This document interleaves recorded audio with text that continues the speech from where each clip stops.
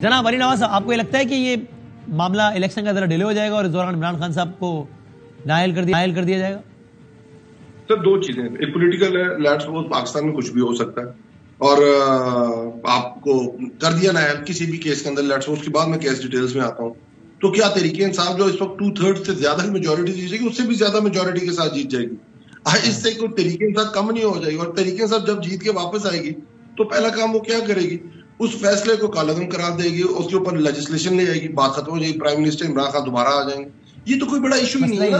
اصل کیا چیز ہے، اب اصل چیز یہ ہے کہ عمران خان کے اوپر کیسز ہیں کیا. عمران خان کے اوپر سیڈیشن کا کیس ہے، غداری کا کیس ہے، بغاوت کا کیس ہے، دہشت گردی کا کیس ہے، کار سرکار میں مداخلت کا کیس ہے، ایک توشہ خانہ کا، اور ایک بلو دی بیلٹ ہے. پاکستان 26 سال ہو گئے عمران خان کو سیاست کرتے ہوئے، اور عمران خان نے کبھی کسی کے بلو دی بیلٹ جا کے کبھی کوئی کمنٹ بھی نہیں کیا، کبھی کسی کی ذاتی زندگی کے بارے میں کوئی کمنٹ بھی نہیں کیا. ابھی سلمان اکرم راجہ صاحب بھی وکیل ہیں اس کیس کے اندر، اور ہائی کورٹ اس کو 2 دفعہ رد کر چکی ہے. اطہر من اللہ صاحب جو اب جسٹس ہیں سپریم کورٹ کے، اس کی بڑی کلیئرٹی سے ڈیسیژن دے. الیکشن کمیشن شیر افغان نیازی صاحب اس کیس کو لے کے گئے تھے، وہ اس کو رد کر چکا ہوا ہے. آج کی جو ہیئرنگ ہوئی ہے اس کے اندر بھی کل جو فیصلہ انہوں نے ہولڈ کیا ہے، کل اس کا فیصلہ آئے گا کہ مینٹینیبل ہے کہ نہیں، وہ بھی اڑ جائے گا. دیر از نو کیس، کوئی کیس خان صاحب کے اوپر کرپشن کا نہیں ہے، کوئی پاناما رویل نہیں ہوا. پورے پاکستان، پوری دنیا کے اندر خان کی کریڈیبلٹی کے بارے میں، خان صاحب کے اچیومنٹس کے بارے میں پوری دنیا اس کو اپریشیٹ کر رہی ہوتی. جہاں جہاں جہاں دنیا میں پاکستان کا نام لیا جاتا ہے اور خان صاحب کو پہچانا جاتا ہے، تو اس طرح کی کوئی چیز نہیں ہے. پر سیکنڈلی بات کرنے کی شاید میں ایک بات ضرور کروں گا. آج لاہور ہائی کورٹ کے ججمنٹ آئی ہے جسٹس شاہد کریم صاحب کے لیے، لینڈ مارک ججمنٹ ہے، لینڈ مارک. جس کیس کے اندر آپ نے دیکھا جو حسان نیازی کے ساتھ ہو رہا ہے کہ کبھی اس پہ کوئٹہ میں پرچہ دے دیتے ہیں بغاوت کا، کبھی کراچی میں دے دیتے ہیں، لاہور کے اندر دے دیتے ہیں، کل انہوں کا نوشہرہ کے اندر دے دیا. آج انہوں نے دے دی کہ آپ تنقید کرنے پہ کسی کے اوپر بغاوت کا پرچہ نہیں کر سکتے ہیں.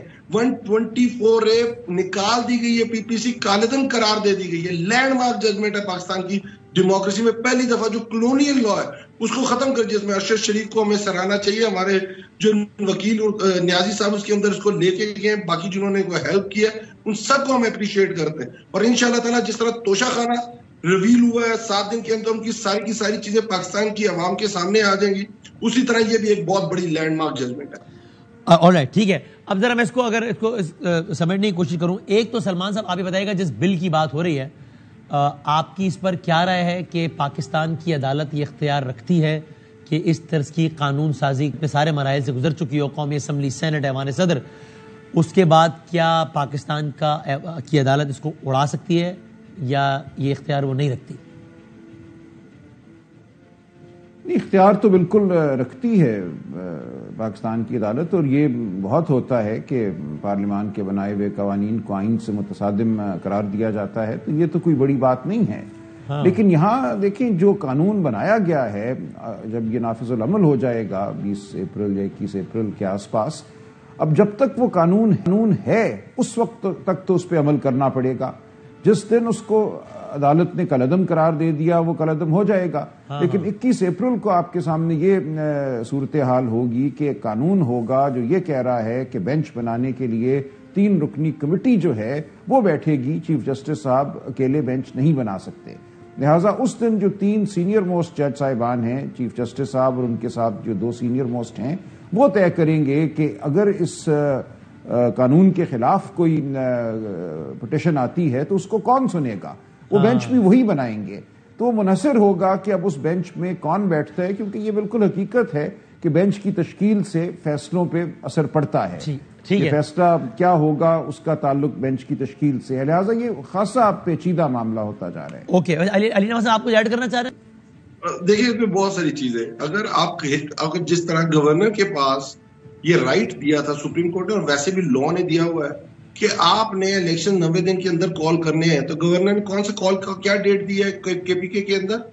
8 اکتوبر کی دن. اگر یہ جاتا ہے کیونکہ پارلیمنٹ کا حصہ ہے صدر صاحب، اور صدر صاحب اس کو کہہ دیتے ہیں یہ خلاف قانون ہے اور اس کو واپس نہیں بھیجتے، پھر کیا ہوگا؟ وہ تو 21 دن کی ہوتی ہے نا، 20-21 دن، اس کے بعد خود بل بن ہی جاتا ہے. 18ویں ترمیم میں یہ لیجسلیشن پیپلز پارٹی نے کی تھی نون لیگ کے ساتھ مل کے، if you remember، اور افتخار چودھری نے اس کو دوبارہ پارلیمنٹ کے پیش بھیج دیا، اس کو ریویل کرو، پھر 19ویں ترمیم آئی تھی. اس طرح کی چیزیں اس طرح، کیونکہ دیکھیں اگر آپ یہ کہیں کہ یہ ہونا چاہیے میس لیجسلیشن کے ساتھ، پر کیا یہ اس وقت ہونا چاہیے؟ بالکل نہیں ہونا چاہیے. اس میں سپریم کورٹ کی مشاورت ہونی چاہیے، ججز کی مشاورت ہونی چاہیے، اور کوئی بھی قانون ریسیپروکل نہیں ہوتا ہے. اس طرح نہیں ہوتا کہ وہ پرانے ٹائم مؤثر ماضی نہیں ہو سکتا آپ کے خیال میں. صحیح ہے، لیکن علی نواز صاحب صدر پاکستان تو عملاً اس کو روکنے میں کچھ نہیں کر سکتے نا عملاً اس بل کو. گورنر، آپ مجھے بدامی صاحب، گورنر آئین کے تحت 90 دن میں انہوں نے ڈیٹ دینی ہے، انہوں نے 8 اکتوبر کیسے دے دی؟ ہاں تو وہ تب جائے گا نا عدالت میں، ہے معاملہ یہ تو ہے نا، عدالت میں چلا جائے گا، اس کی بھی انٹرپریٹیشن سپریم کورٹ کرے گا. صحیح ہے. یہ بھٹی صاحب آپ نے پہلے اس پہ اشارہ بھی دیا ہے، تو آپ کو لگ رہا ہے کہ یہ میاں محمد نواز شریف صاحب کی واپسی کا امکان بہت بڑھ گیا ہے اس ساری ڈیولپمنٹ کے بعد؟ نہیں، یہ ہوا ہی ان کی وجہ سے ہے. آپ کہہ رہے ہیں بڑھ گیا، میں کہہ رہا ہوں ہوا ہی ان کی وجہ سے. یہ لندن پلان کا حصہ میری رائے ہے. دیکھیں گزارش یہ ہے کہ آپ، اس کا مطلب پھر تو اگر یہ ایسا ہے تو آپ کے خیال میں پھر اگلے 30-40 دنوں میں نواز شریف پاکستان ہے، چونکہ بس یہ 30 دن کے اندر اپیل دائر کر سکتے ہیں نا آپ؟ نہیں، دیکھیں گزارش یہ ہے کہ آپ معصوم ہیں لیکن آپ کے سوال ترچھے ہیں. اچھا، آپ دوسروں کو تھوڑا سا نا پمپ کر لیتے ہیں. میں بتا دیتا ہوں، یہ عمران خان اب نااہل ہونے اس کے بس کے نہیں ہے، اس کو مائنس کرنے کی باتیں ہو رہی ہے. نااہل تو نواز شریف بھی ہے لیکن اس کی پوری گرفت مسلم لیگ نون پر ہے. یہ نااہل نہیں ہے کہ اس کے گھر پہ قاتلانہ حملہ ہوا، اور اس ایس پی کو جس نے قاتلانہ حملہ کہا گیا، اعلیٰ حکومتی سطح کی میٹنگ میں کہا گیا دیکھا ہے ساڈا شیر کیویں ایس پی سی آئی ہے عمران خان دے گھر دے بوہے توڑ کے آیا. پھر انہیں کہا گیا وہ پہلے تو جاتے سے چیلا، یہ عقاب ہے، عقاب فٹافٹ شکار کر لیتا ہے. تو ادھر سازشیں کچھ اور ہیں، ورنہ سمپل بات تھی. میری گزارش ہے کہ الیکشن آئین میں وہ ترامیم ہو لیکن آئینی طریقے سے ہو، قانونی طریقے سے ہو. خواہش اور ضد اور انا کی خاطر ملک کے آئین کو نہ کرو. بادی النظر میں مبینہ طور پر عدلیہ تقسیم کرائی گئی ہے. ٹھیک ہے سلمان صاحب، اب ذرا اس کو کنکلوڈ میں کر رہا ہوں، تو ذرا میں پریسائزلی ایک بات پوچھ لوں. اگر چونکہ ایک تاثر ہے ظاہر ہے، اور اس کو اس تاثر کے ہونے کی معقول وجوہات ہیں کہ یہ جو ہے نا کہ جناب اپیل ہو سکتی ہے وہ نواز شریف صاحب کو فیسیلیٹیٹ کرنے کے لیے، if that is the case, تو اس کا مطلب اگر یہ ہو بھی جاتا ہے یہ والا بل، اور چیلنج بھی نہیں ہوتا یا عدالت جب تک نہیں اڑاتی اس کو غلط نہیں قرار دیتی، تو بھی اس کا مطلب یہ کہ ان کو 30 دنوں کے اندر پاکستان ہونا ہوگا تو ہی اس سے مستفید ہو سکیں گے لیگلی سپیکنگ. صحیح کہہ رہا ہوں میں یا نہیں؟ جی، اس میں اپیل ان کو دائر کرنی ہے. یہ چونکہ فوجداری معاملہ نہیں ہے، وہ کسی اپنے اٹارنی کے ذریعے بھی اپیل دائر کر سکتی ہے، لہٰذا ضروری نہیں ہے کہ وہ آئے. اچھا اوکے. اور یہ علی نواز آوان صاحب، یہ آپ بڑے معصوم ہیں، آپ واقعی معصوم ہیں. جب گئے تھے مشرف دور میں محترم نواز شریف صاحب ٹائم آؤٹ ہو چکا تھا، 8 سال کی ریلیکسیشن انہیں مل گئی تھی، تو میرے محترم ادھر بھی میچ فکس ہے.